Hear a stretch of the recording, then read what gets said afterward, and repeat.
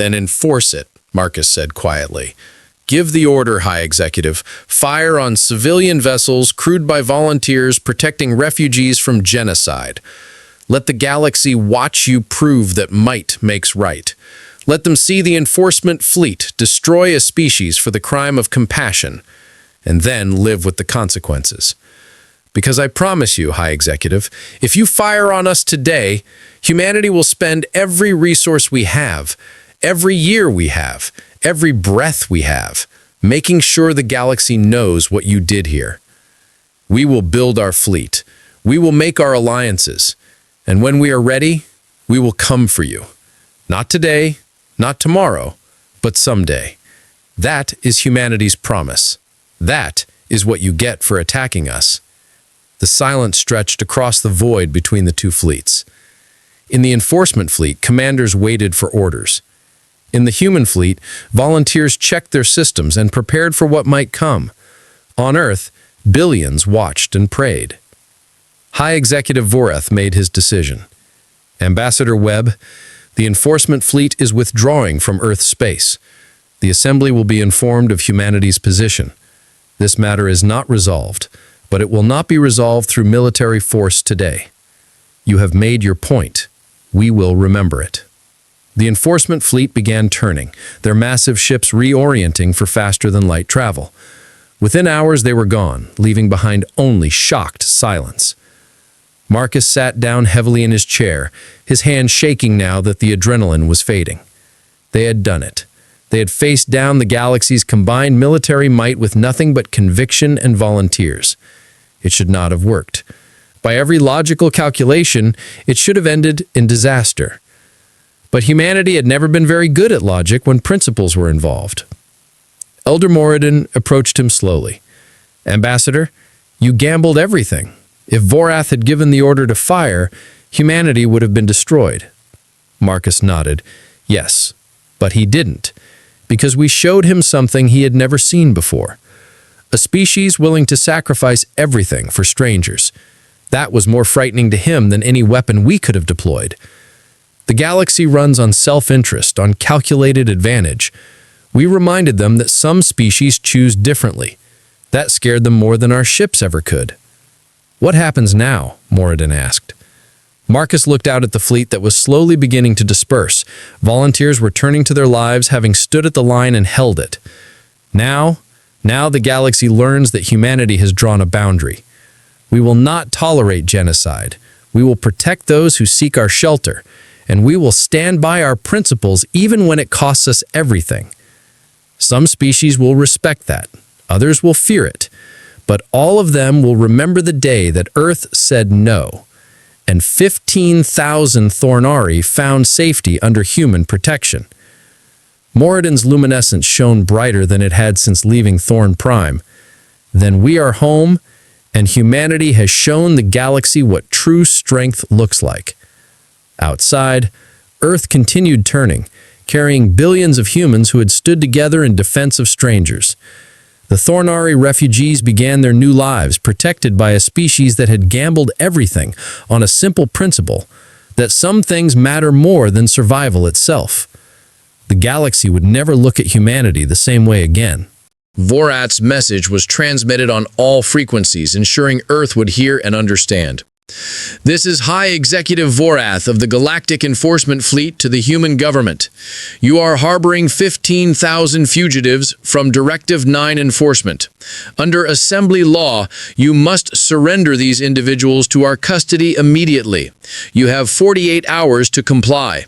Failure to do so will result in humanity being classified as accomplices to galactic security violations. Directive 9 will be extended to include Earth and all human settlements. You have 48 hours. Choose wisely. The message reached Geneva at 3:47 a.m. local time. Secretary General Torres was awakened and rushed to the Situation Room, where her Security Council had already assembled. The display showed the enforcement fleet's position and capabilities. 4,000 warships against Earth's defense force of 237 capital ships. The mathematics were brutal. General Alexander Chen, head of Earth's military command, studied the tactical display with a grim expression. Madam Secretary, we cannot win a conventional engagement. Even if we mobilized every military asset we have, including ground-based defenses and orbital platforms, we would be outnumbered nearly 20 to 1. Their fleet includes species with technology centuries more advanced than ours. They have weapons that can crack planets and shields that could withstand nuclear bombardment.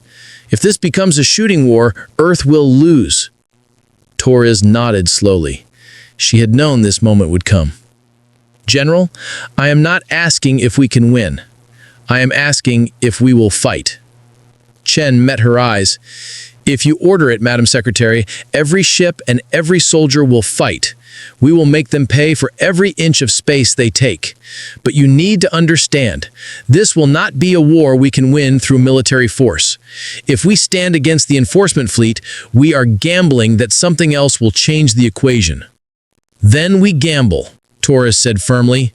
She activated the communication system that would connect her to every human settlement from Earth to the farthest colony. Citizens of humanity, this is Secretary General Torres.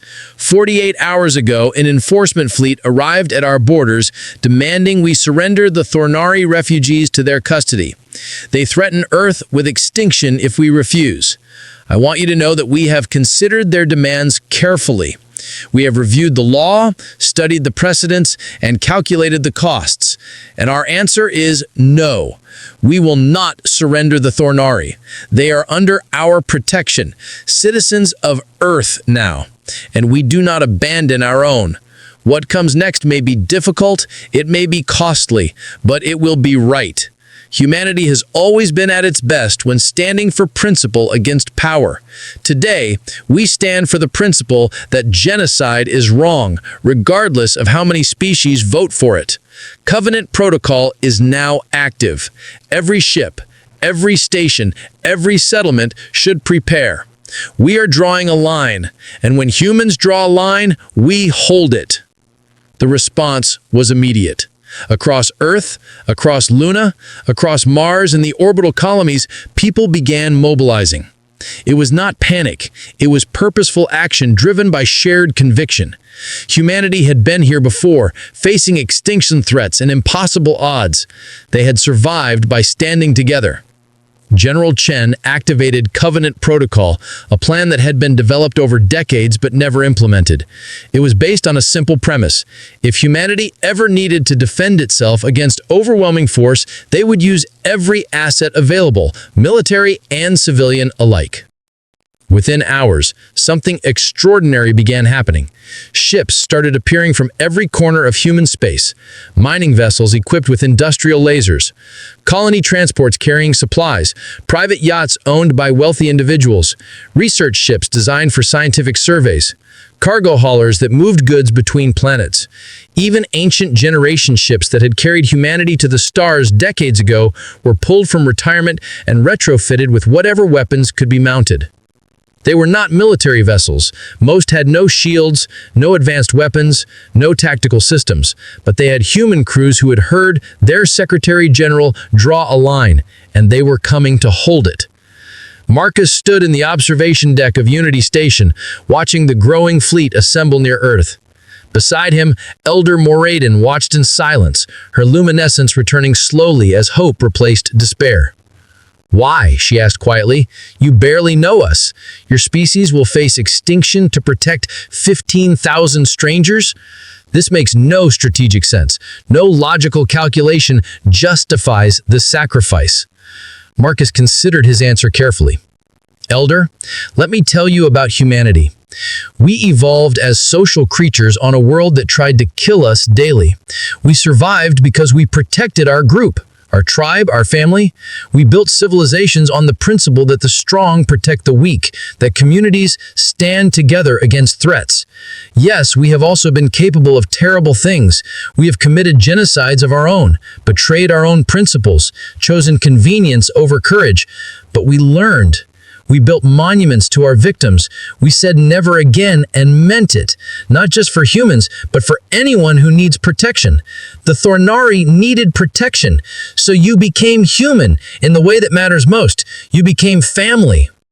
Moradin's luminescence brightened fully for the first time since leaving Thorn Prime. Then we are fortunate. We found the one species in this galaxy foolish enough to choose honor over survival. Marcus smiled. Elder, you misunderstand. We are not choosing honor over survival. We are choosing both. Because humanity's greatest strength is not our technology or our weapons.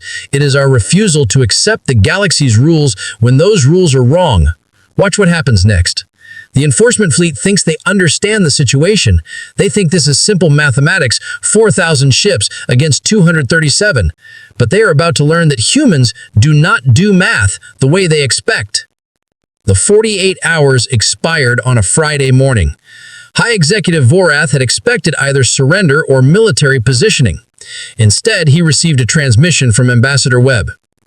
High Executive Vorath, this is Ambassador Marcus Webb speaking on behalf of Earth and all human settlements. We have received your demands. We have considered your threats. Our answer is unchanged. The Thornari refugees are citizens of Earth now, under our full legal protection. We do not recognize Directive 9 as legitimate in this case, as it represents genocide for political convenience. We will not surrender our citizens to illegal execution. If you wish to take them, you will have to come through us. But before you make that decision, look at what humanity has assembled. Vorath checked his tactical displays. The readings confused him initially. Where his scouts had reported 237 human military vessels, there were now over 8,000 ships. The vast majority were civilian craft, clearly not designed for combat. It was almost insulting, as if humanity thought they could challenge a professional military fleet with converted cargo ships and mining equipment. Ambassador Webb, Vorath replied, his voice carrying absolute confidence, you have assembled an impressive number of vessels, but quantity does not equal capability. Your civilian fleet cannot withstand our weapons. They cannot shield themselves from our fire. One salvo from my flagship could destroy 100 of your ships. You are sending untrained civilians to their deaths. Is this humanity's answer? Suicidal gestures? Marcus's response was calm. High Executive, you misunderstand.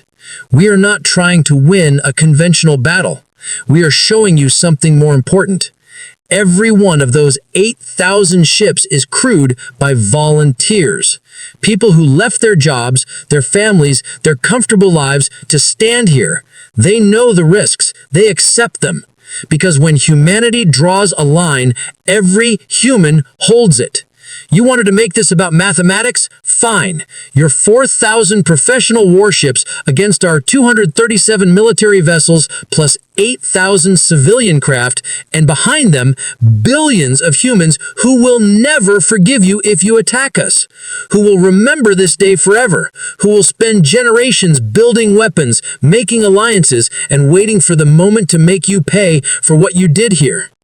He paused, letting that sink in. You can win this battle, High Executive. Your fleet is superior. You can destroy our ships, bombard our planets, and kill billions. But you cannot win the war that follows. Because humanity does not forget, and we do not forgive. You attack us today, and you create an enemy that will haunt the galaxy for 1,000 years. Is that worth 15,000 refugees? Vorath's exoskeleton shifted in what humans might recognize as uncertainty. His tactical computers ran projections. Even accounting for the civilian vessels, humanity would lose this engagement. But Webb was right about the aftermath. A species that would mobilize 8,000 civilian ships to protect 15,000 aliens was a species driven by something beyond rational calculation. They were emotionally committed in ways that made them dangerous long-term opponents. And there was another factor. The galaxy was watching.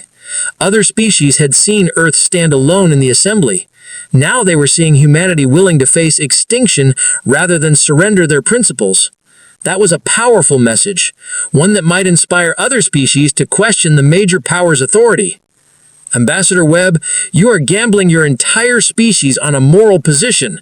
That is admirable in its way, but ultimately foolish.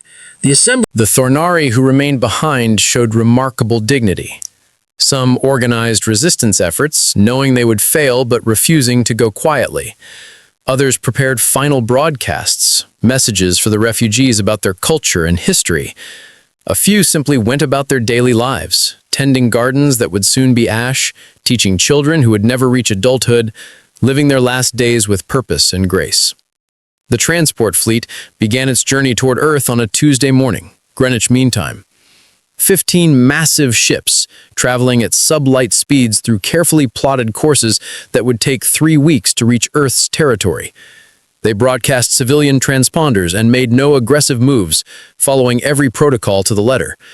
Behind them, surveillance drones from the Dravian Imperium watched and reported, ensuring the refugees were truly leaving, counting them, and confirming the evacuation was proceeding as mandated. On Earth, the news of humanity's asylum offer spread across every network and platform. The response was immediate and overwhelming. Social media exploded with images of Thornari families, their golden skin and large eyes making them appear vulnerable and sympathetic to human eyes. Protest movements formed, demanding Earth do more. Others argued humanity was risking too much for strangers. But the majority voice was clear. Earth would not stand aside while genocide unfolded. Marcus returned to Geneva to coordinate the refugee resettlement efforts. The UN headquarters had become the center of a massive logistical operation. Secretary General Torres had assembled teams from every department to prepare for the Thornari arrival. Housing units were being constructed in lunar caverns. Orbital stations were expanding their capacities. Translation software was being developed to bridge the language gap. Medical teams were studying Thornari biology to ensure they could provide proper care. But the largest effort was diplomatic. Torres knew that granting asylum would anger powerful species, but she had not anticipated the scale of the response. Within days of Earth's announcement, formal complaints began arriving from 24 civilizations. The Dravian Imperium filed an official protest, arguing that Earth was undermining the Assembly's authority. The Vex Corporation threatened to suspend trade agreements. Several smaller powers simply cut diplomatic ties, declaring humanity too naive for serious galactic politics. Marcus spent his days in endless meetings, explaining humanity's position, defending the asylum decision, and trying to preserve what relationships he could. Some species understood. The Kalari Federation, a democratic alliance that valued individual rights, quietly expressed support, though they could not offer it publicly. The singing crystals, a silicon-based species that communicated through harmonic vibrations, sent a message of appreciation for humanity's moral courage. But these were exceptions. Most of the galaxy saw Earth's actions as foolish idealism that would have consequences. The Thornari transport fleet crossed into Earth-claimed space on the 21st day of their journey. They were met by a flotilla of human vessels, cruisers and frigates from Earth's modest defense fleet. The contrast was stark. The Thornari ships were ancient, their hulls scarred by centuries of use, their engines struggling with the long journey. The human ships were modern, sleek vessels designed for patrol and peacekeeping operations, but what mattered was the message those human ships sent. You are safe now. Captain Jennifer Park commanded the escort fleet from her cruiser, the Determination. At 38 years old, she was one of Earth's youngest fleet captains, having risen through the ranks during humanity's rapid military expansion. She had volunteered for this assignment the moment it was announced, seeing it as the most important mission of her career. Thornari Convoy, this is Captain Park of the Earth Defense Force. Welcome to human space. We will escort you to the lunar reception facility. Follow our navigation guidance and maintain communication protocols. You are under Earth's protection now. The response came from Elder Morden, who had chosen to travel with the refugees rather than remain behind for the end. Her voice, translated through the communication systems, carried exhaustion and relief.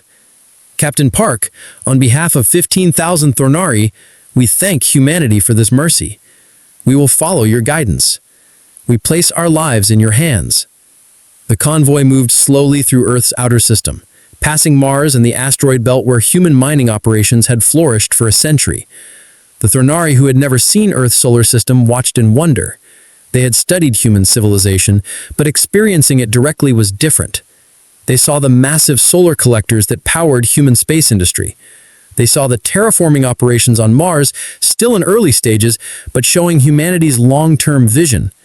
They saw dozens of ships moving between planets, carrying cargo and passengers in a thriving interplanetary economy. This was a young species by galactic standards, but they had made impressive use of their home system. The Thornari, who had spread across 5 worlds, recognized ambition when they saw it. Humanity was building an empire within their solar system, and they were doing it with remarkable efficiency and speed. The Lunar Reception Facility was humanity's largest orbital station, a massive rotating habitat positioned at the L1 Lagrange point between Earth and the Moon. It had been hastily expanded over the past 3 weeks, with construction crews working around the clock to add new sections. When the Thornari transports docked, thousands of humans waited to greet them. Marcus was there personally, standing alongside Secretary General Torres and representatives from dozens of Earth nations. They wore no ceremonial robes or elaborate uniforms, just simple clothing that marked them as working officials rather than distant authorities. It was a deliberate choice, showing the Thornari they were not guests of an empire, but refugees welcomed by a community.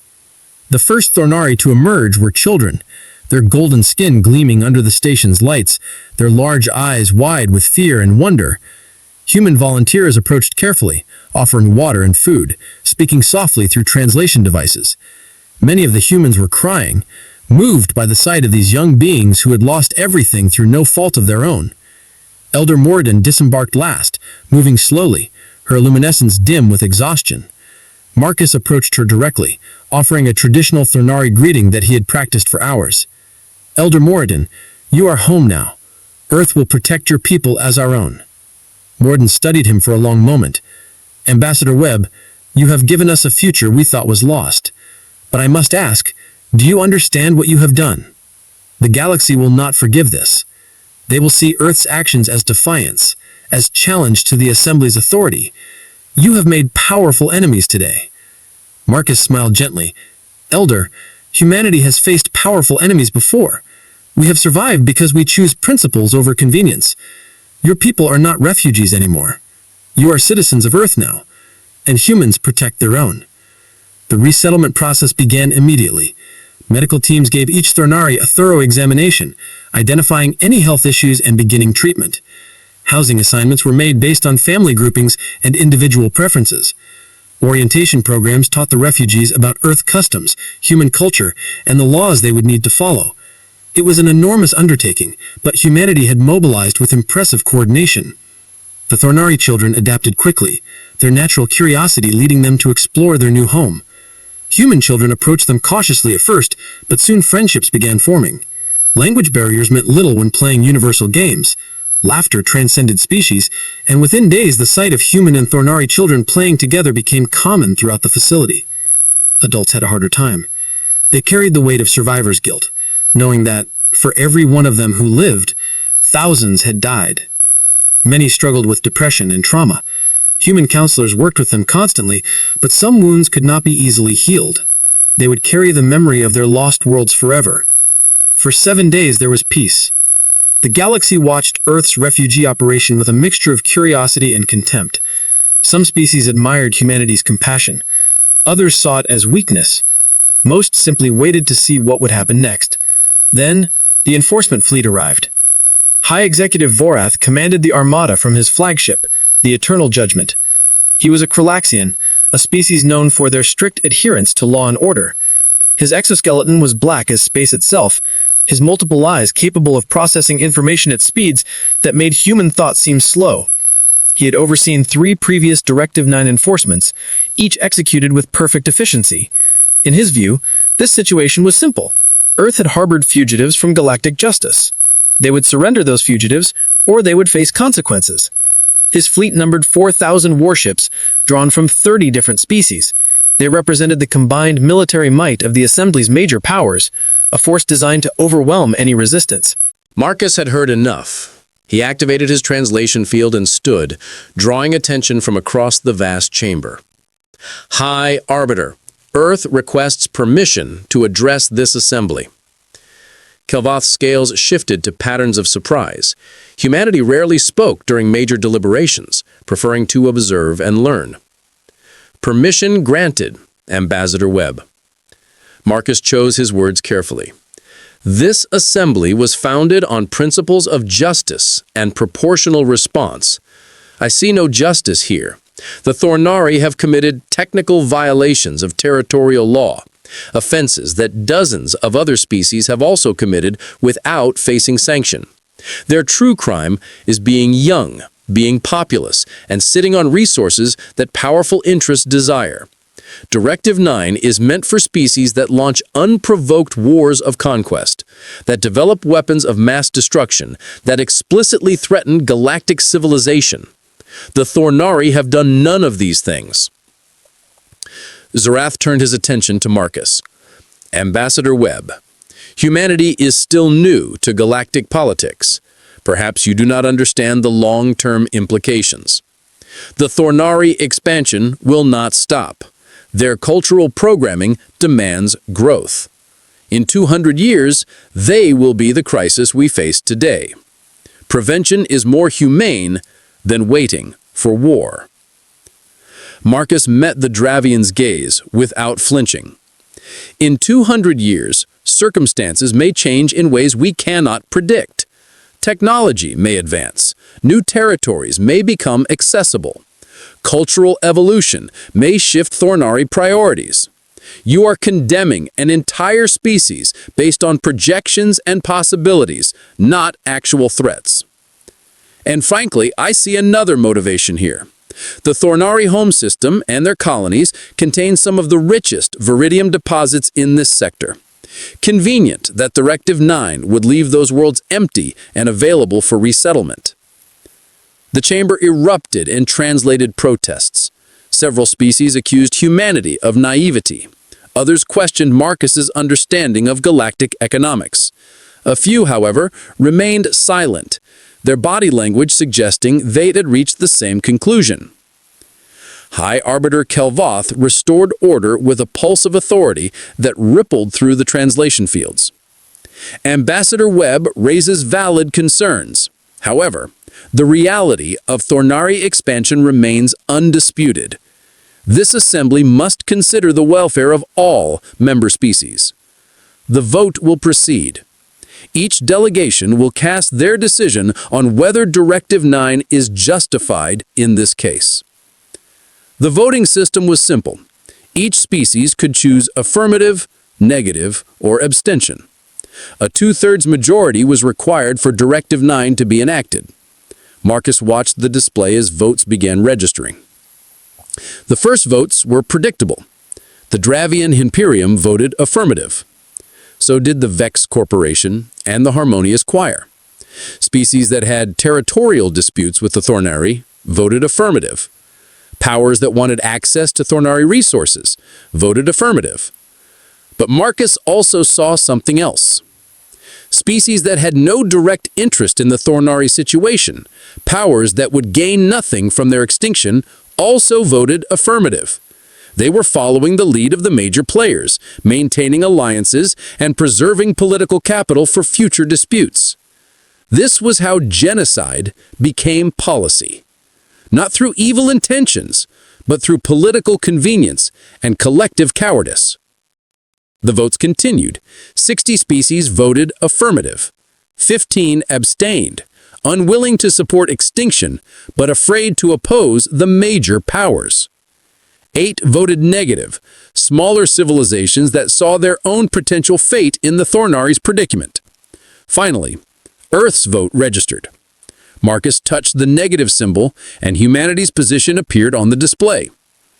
The final tally showed 61 affirmative votes, 9 negative, and 14 abstentions. Directive 9 had passed by a comfortable margin. The Thornari species had been condemned to extinction by committee, their fate sealed by political mathematics. Elder Mora Din stood silently, her luminescence completely faded. Around her, the few Thornari observers who had been permitted to attend the proceedings showed no emotion. They had known this outcome was likely. Hope had died weeks ago. High Arbiter Kelvoth's voice carried formal solemnity. The vote is recorded. Directive 9 is enacted against the Thornari Collective. All Thornari worlds will be sterilized within 30 standard days. The Galactic Enforcement Fleet will oversee the process. individual Thornari may seek asylum from any member species, but territorial claims and governmental structures will be dissolved. This assembly stands adjourned. Marcus remained seated as delegates began departing, many talking among themselves, already moving on to other business. He watched Elder Moradin leave, flanked by security personnel who would escort the Thornari delegation off the station. In 30 days, her entire civilization would cease to exist. He activated his secure communication link to Earth. Secretary General Catherine Torres appeared on his display, her expression grim. She had been watching the proceedings from Geneva. "They did it," Marcus said quietly. 61 species just voted for genocide, and most of them will sleep well tonight. Torres nodded slowly. "Your speech was noted. Several major powers have already filed diplomatic complaints about humanity questioning the Assembly's judgment. You have made us some enemies today, Marcus." "I spoke the truth. If that makes enemies, so be it." Marcus paused, considering his next words carefully. "Madam Secretary, the Thornari will begin evacuating within hours. They have transport capacity for maybe 15,000 individuals out of a population of 80 million. Those refugees will need somewhere to go." Torres leaned forward, understanding immediately where this was heading. "Marcus, we barely know the Thornari. Our contact with them has been minimal. You are suggesting we grant asylum to 15,000 aliens from a species that 61 galactic powers just declared a threat. I am suggesting we live up to the principles we claim to value. The Thornari are not terrorists or conquerors. They are desperate people who made mistakes while trying to survive. If we stand for anything, if humanity means anything in this galaxy, it is that we do not abandon innocent people to extinction." Marcus met his eyes through the display. "We have the capacity. Our lunar colonies have room. Our orbital stations can accommodate them. The question is whether we have the courage." Torres was silent for a long moment. Marcus knew she was considering the political consequences. Earth was still a relatively minor power in galactic terms. They had few allies and limited military capacity. Granting asylum to the Thornari would anger powerful species and potentially isolate humanity further. "Prepare a formal asylum offer," Torres finally said. "If the Thornari want to come to Earth, we will take them, all 15,000. And Marcus, start drafting contingency plans. When we announce this, the galaxy is not going to respond kindly." Marcus felt relief wash over him. "Thank you, Madam Secretary. I will handle the diplomatic arrangements." "One more thing," Torres added. "That speech you gave about principles and justice, you were right. Sometimes doing the right thing means standing alone. Humanity has been there before. We can do it again if necessary." The transmission ended. Marcus sat in the now empty chamber, looking at the place where Elder Moradin had stood. In a few hours, he would contact the Thornari leadership and offer them hope. In 30 days, 15,000 Thornari would arrive at Earth, seeking shelter from the storm their own galaxy had unleashed upon them. And Marcus knew with absolute certainty that this was only the beginning. The galaxy had just learned that humanity would not simply follow the crowd, that Earth would draw its own lines based on its own principles.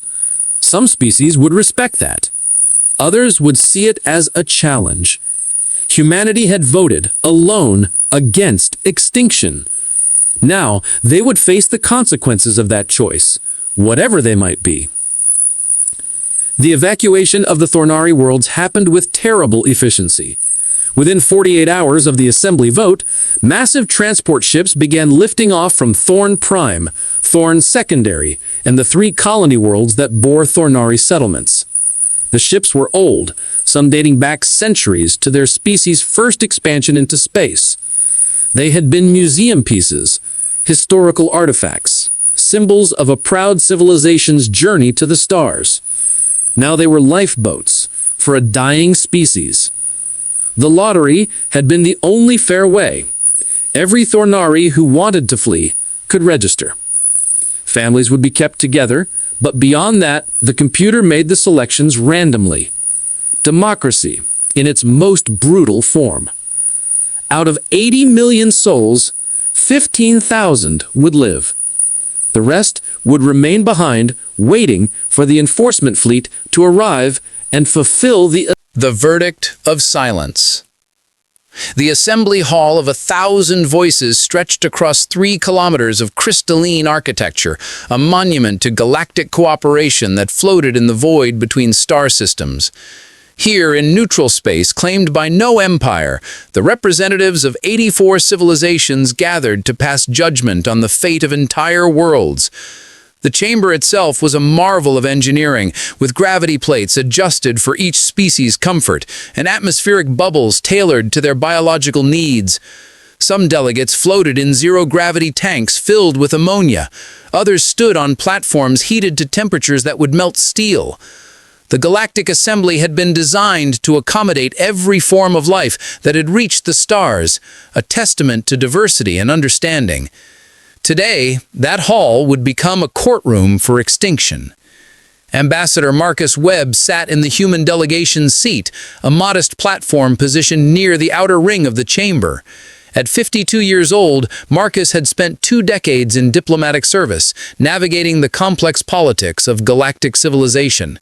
He had negotiated trade agreements, resolved border disputes, and built relationships with species that humans had only dreamed about in their earliest days of space travel.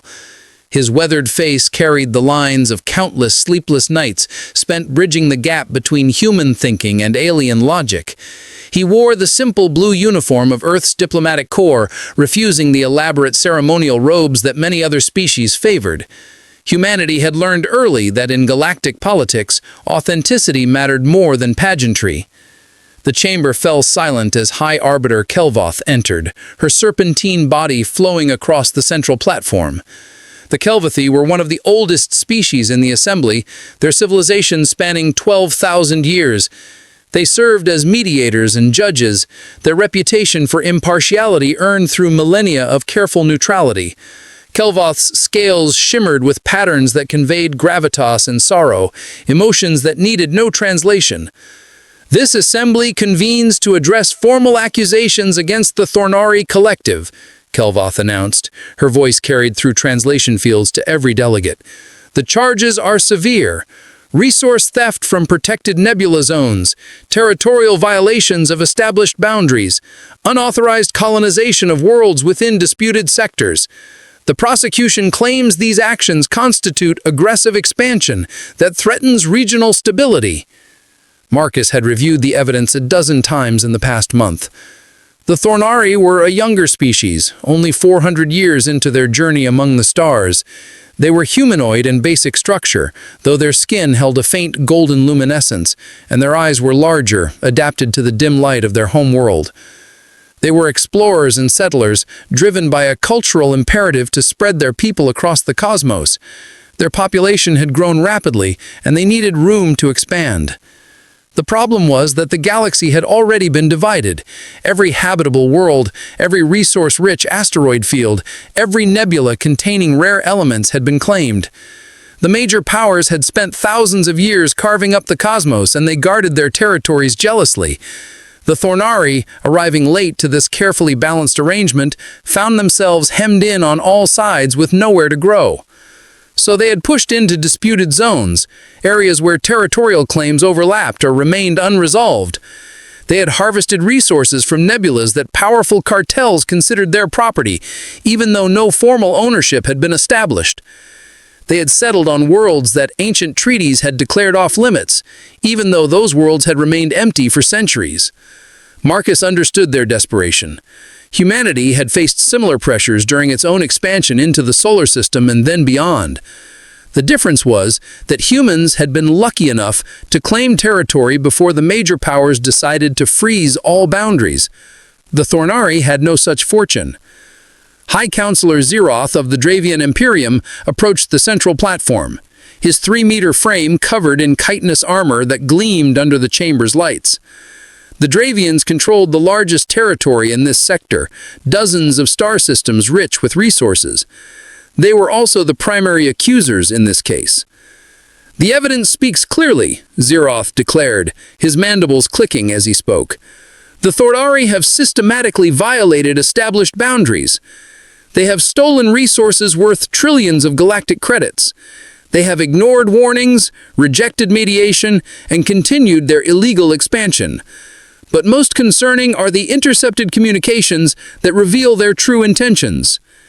A holographic display materialized in the center of the chamber, showing decoded Thornari transmissions. Marcus leaned forward, studying the messages carefully. They discussed expansion plans, resource acquisition, and population distribution. Zeroth highlighted specific phrases that could be interpreted as aggressive intent. "They speak of taking what they need, regardless of claims," Zeroth continued. "They reference ancient doctrines that suggest territorial boundaries are artificial constructs that should not limit a species' growth. They discuss scenarios where conflict with established powers becomes inevitable. These are not the words of peaceful settlers. These are the declarations of a species preparing for conquest." The Thornari representative, Elder Moradin, stood in the defendant's platform. She was elderly by Thornari standards, her golden skin dimmed with age, but her voice remained strong. "You condemn us for wanting to survive. Our culture values family and growth because we evolved on a harsh world where high birth rates ensured species survival. We can adapt, we can change, but we need time and space. You offer us extinction because we are inconvenient, because our need for resources threaten your comfortable monopolies."